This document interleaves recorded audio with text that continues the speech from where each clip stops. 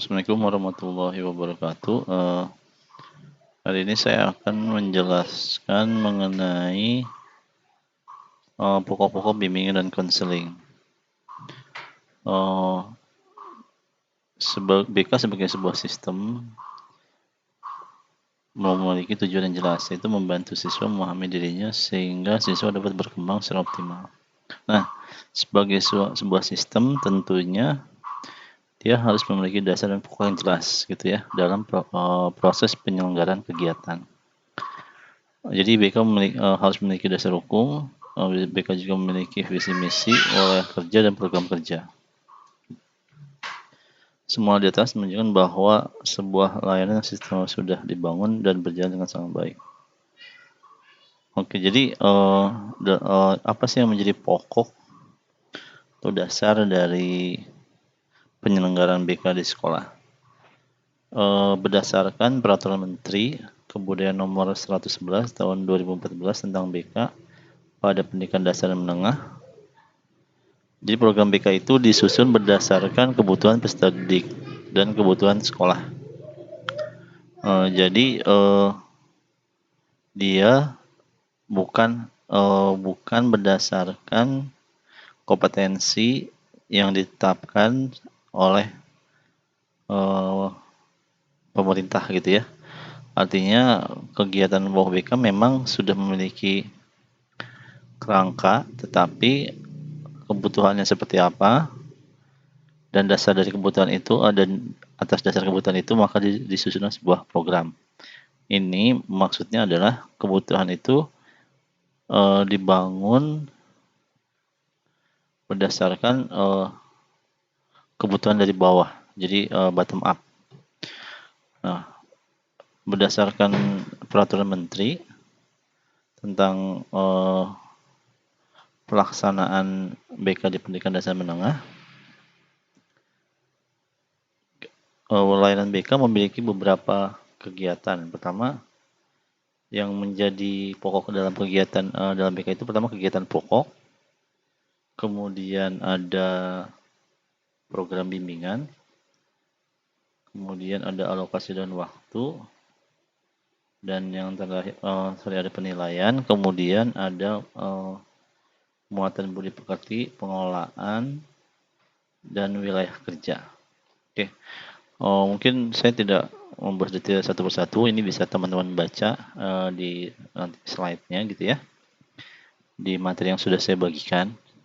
Secara garis besar saya akan menjelaskan mengenai apa sih yang menjadi pokok ya dari bimbingan dan konseling. Pertama, dari sisi kegiatan pokok, kegiatan layanan, BK itu mempunyai layanan seperti layanan orientasi, informasi, penempatan dan penyaluran. Ada bimbingan kelompok, bimbingan klasikal, konsultasi, mediasi, konseling individual, dan konseling kelompok. Nah, layanan ini sifatnya ada yang insidental, ada yang terjadwal gitu ya, dan ada yang sifatnya klasikal atau ada individual. Ini dilakukan untuk semua siswa dan kegiatan ini dipilih sesuai dengan kebutuhan dari siswa itu sendiri. Kemudian di kegiatan layanan ada kegiatan pendukung. Jadi sebelum saya contohkan gini, untuk melakukan suatu proses konseling individual, maka si konselor itu membutuhkan informasi awal. Nah, kegiatan layanannya misalnya konseling individual. Nah, kegiatan pendukung apa yang bisa membantu proses konseling individual itu? Nah, kegiatan pendukung yang dapat membantu keberhasilan layanan konseling individual misalnya kita melakukan himpunan data, kemudian misalnya kunjungan rumah gitu ya, sehingga kita dapat informasi detail tentang si anak. Tapi yang pasti yang utama dan awal itu biasanya himpunan data. Nah, himpunan data itu bisa melalui proses instrumentasi, wawancara, observasi gitu ya. Nah, ini antara kegiatan layanan dan kegiatan pendukung itu saling mendukung. Kemudian Kita bawa bimbingan konseling yang lain itu adalah program bimbingan dan konseling.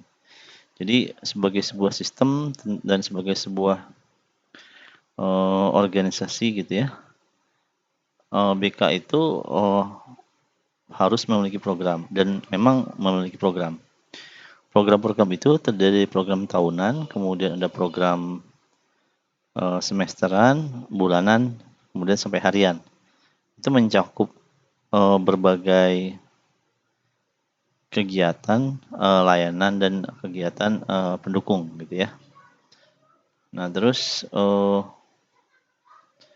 dalam penyusunan program pun biasanya itu ada tahap-tahapnya, itu mulai dari tahap perencanaan, pelaksanaan, penilaian, analisis, hasil penilaian dan tindak lanjut. Oke, kemudian alokasi waktu dan jadwal kegiatan. Jadi kegiatan di BK itu bisa dalam suasana kontak langsung atau tanpa kontak langsung. Misalnya kontak langsung itu adanya kegiatan yang langsung dalam kelas misalnya 1-2 jam per minggu, itu biasanya ada di tingkat SMP, SMA gitu ya. Kalau kegiatan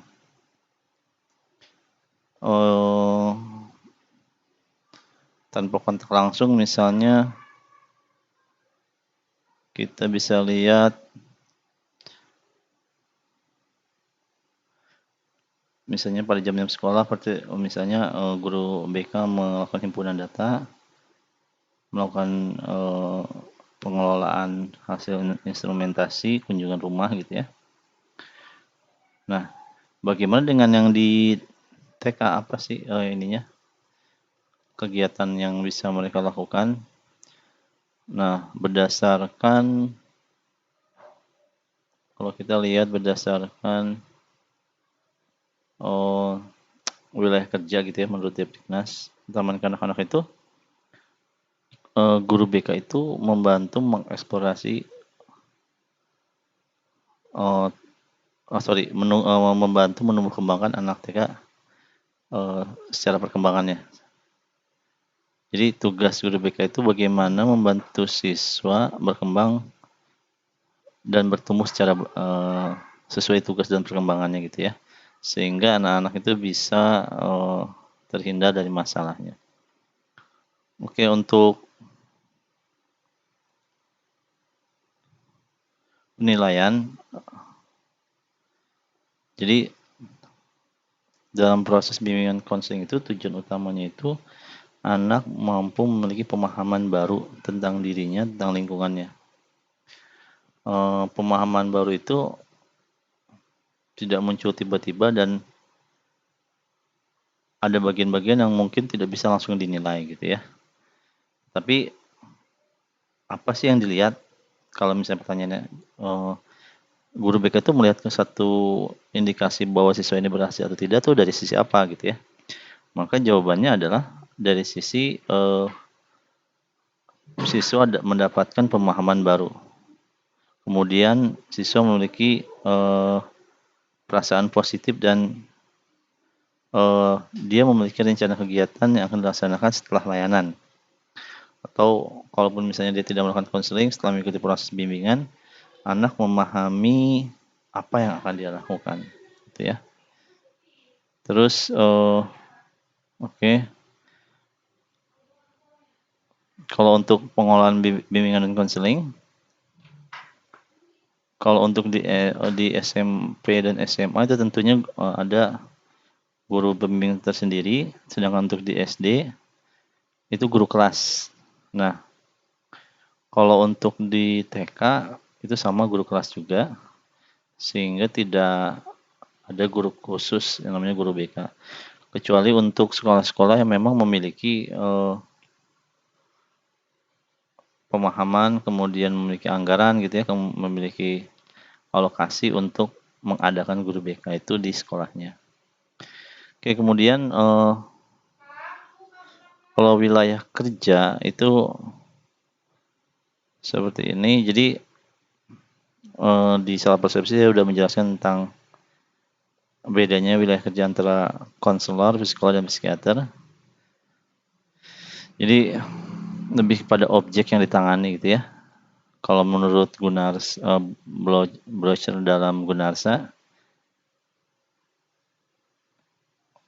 kalau di sini yang memberikan profesi konselor dan psikolog adalah bahwa yang ditangani oleh konselor klien yang tidak digolongkan sebagai penderita penyakit jiwa, sedangkan yang memiliki penderita penyakit jiwa maka itu wilayah psikolog. Kalau misalnya psikiater itu lebih ekstrim, biasanya pendekatannya lebih lewat pendekatan obat gitu ya. Mungkin itu aja yang bisa saya jelaskan untuk materi ini. Silakan teman-teman membaca juga materi yang sudah saya bagi. Mudah-mudahan dengan ada penjelasan sedikit dari saya itu akan membantu teman-teman untuk memahami mengenai pokok-pokok bimbingan dan konseling.